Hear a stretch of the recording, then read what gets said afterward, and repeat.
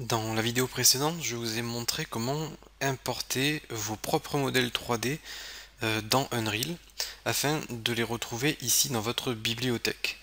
Donc là, c'est ce que nous avons fait et nous avons réussi à importer nos modèles 3D et nous les avons placés dans notre bibliothèque et ainsi nous pouvons les utiliser pour construire nos niveaux. Donc là, par exemple, j'ai construit une toute petite île flottante avec quelques arbres, quelques plantes et un pont qui mène à une tour.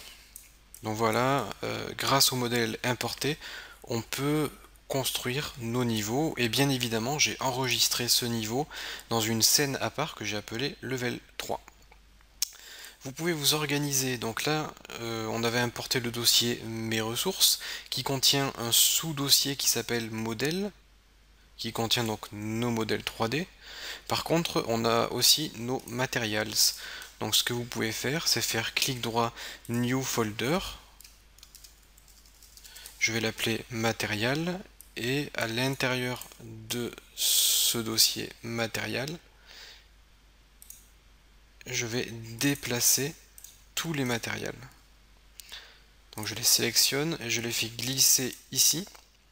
Et je peux soit les copier, soit les déplacer. Donc moi je choisis déplacer. Donc à chaque fois ça prend un peu de temps car ça déplace également les éléments sur votre disque dur. Hop, je déplace encore. Donc là, ça va nous permettre de vraiment être organisé et de nous y retrouver beaucoup plus facilement. Donc à chaque fois que vous allez créer un nouveau projet, moi ce que je vous conseille de faire, c'est de créer une arborescence de fichiers. Vous savez que dans tous vos projets, vous allez avoir des matériels, vous allez avoir des modèles. Vous pouvez également créer un dossier niveau qui contiendra tous vos niveaux. Vous pouvez créer un dossier son qui contiendra donc tous vos sons. Et pour chaque élément, eh bien, vous allez les classer. Vos modèles 3D seront placés dans modèle, etc., etc. Donc là, mes niveaux, ici, je peux les placer dans niveau.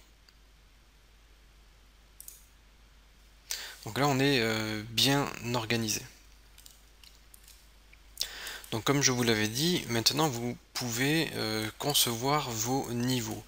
Alors je vous invite à vous exercer et à positionner donc des éléments grâce aux outils de déplacement, de rotation, etc. afin de construire des petits niveaux. Donc là si je clique sur Play, vous voyez, on peut se balader dans la scène. Alors par défaut, Unreal est configuré avec les touches anglaises. C'est-à-dire que pour avancer, il faut appuyer sur W. En fait, sur les claviers QWERTY, c'est WASD. Sur les claviers AZERTY, c'est ZQSD pour le déplacement des personnages. Alors pour tout ce qui est paramètres, je vous invite à aller dans Edit, Éditeur Préférences. Donc là, ça vous ouvre une fenêtre.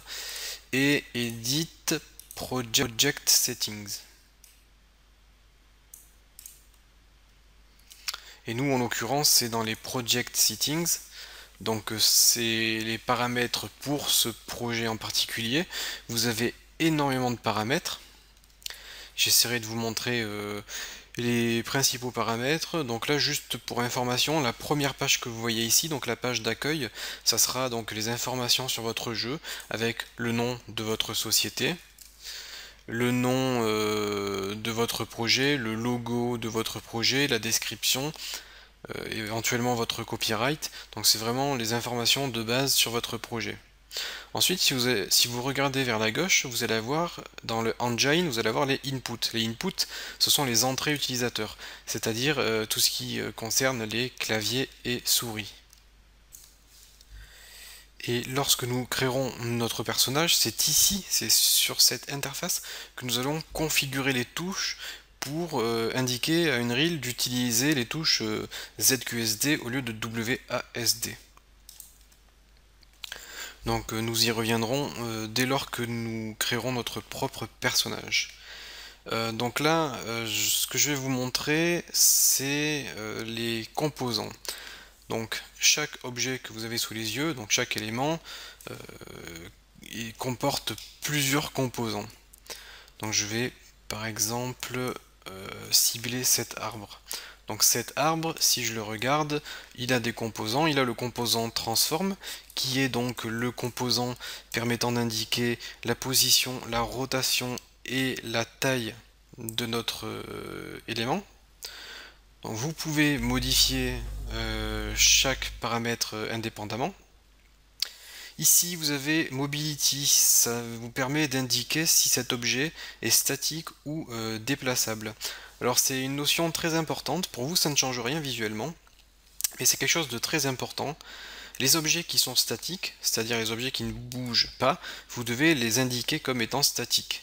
Si un objet est capable de bouger, vous devez indiquer que cet objet est capable de bouger. Alors ce qui est important de comprendre, c'est que lorsque vous définissez qu'un objet est statique, eh bien, lorsque votre jeu sera compilé, votre processeur ne se souciera pas de calculer la position de votre objet, car on sait que votre objet est statique et qu'il ne peut pas bouger. Vous imaginez si votre jeu tourne en 60 images par seconde et que 60 fois par seconde on doit calculer précisément la position de chaque objet 3D sur la scène, ça ferait beaucoup de travail pour le processeur. Donc c'est important, pour alléger le nombre de calculs, d'indiquer qu'un objet est statique. Si on prend par exemple le projectile d'une arme, eh bien ça c'est un objet basiquement qui se déplace, car le projectile part d'un point A vers un point B, donc c'est un objet qui se déplace. Là on a besoin de calculer sa position et sa trajectoire en temps réel. Pour tous les objets qu'on a sous les yeux, ce sont des objets statiques. Le second composant que l'on retrouve, c'est le static mesh, donc c'est la mèche. La mèche, c'est le visuel 3D en fait, hein, tous les polygones 3D. Et vous voyez, je peux modifier le mesh associé à cet objet et mettre par exemple un palmier. Et vous voyez que en modifiant le mesh, j'ai un autre visuel. Par contre, on a toujours les mêmes propriétés. Ensuite, on a les materials. Les materials, on les a déjà vus. Vous commencez à bien comprendre. Materials, c'est ce qui va donner bien le visuel d'un objet. Donc, basiquement, c'est un matériel, ça contient une texture, mais pas que. Une texture, c'est juste une image. Un matériel, c'est une texture, et en plus de ça, il y a plein de petits effets que vous pouvez ajouter pour ajouter de la brillance, de la transparence, du reflet, etc. etc. Donc vous pouvez associer plusieurs matériels à un modèle 3D selon comment votre modèle 3D est fait. Vous avez la physique. Avec la physique, comme je vous l'ai dit, vous pouvez simuler la physique. Hop, mon arbre tombe, car j'ai activé la physique.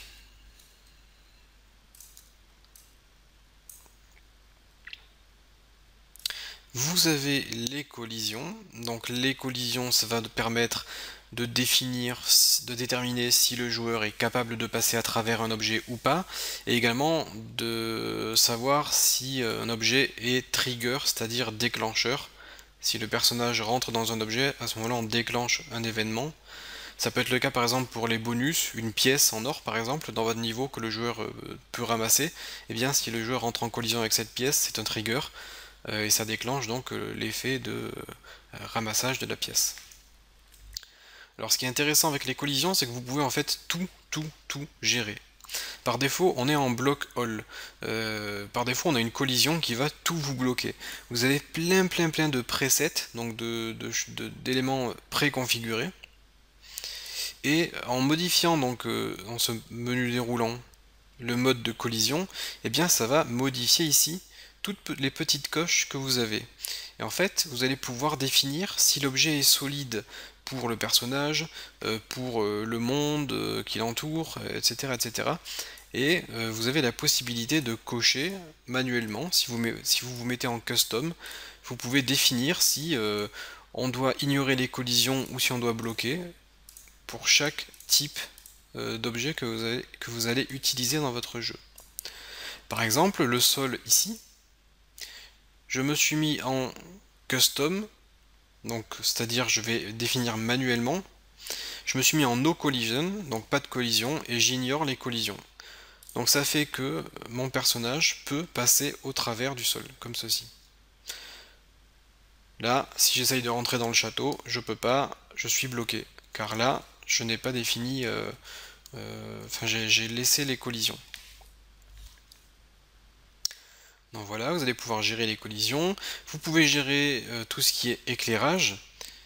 Par exemple, qu'est-ce que je peux vous montrer? Je vais vous montrer le château ici.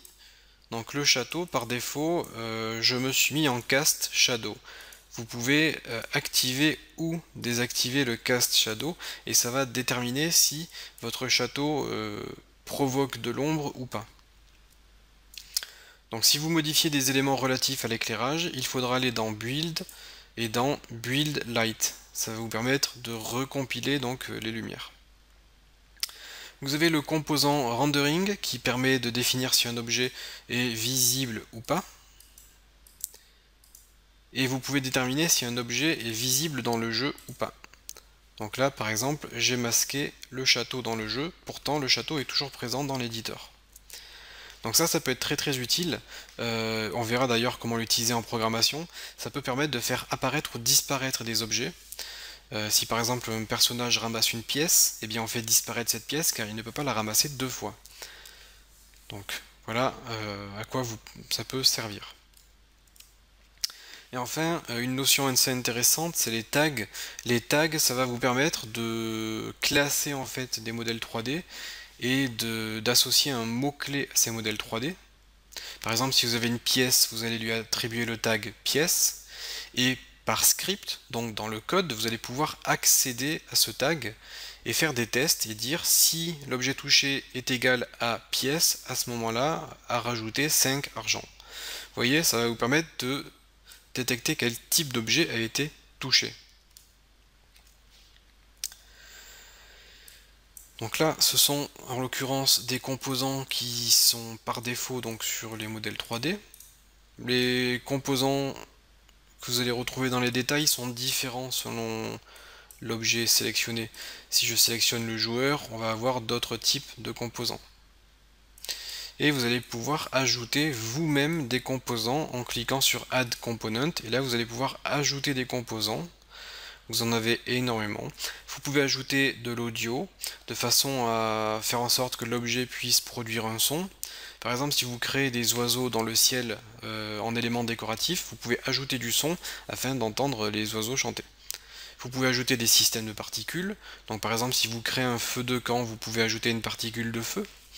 Vous pouvez ajouter de la lumière. Vous avez des éléments relatifs à la physique, aux collisions. Par exemple,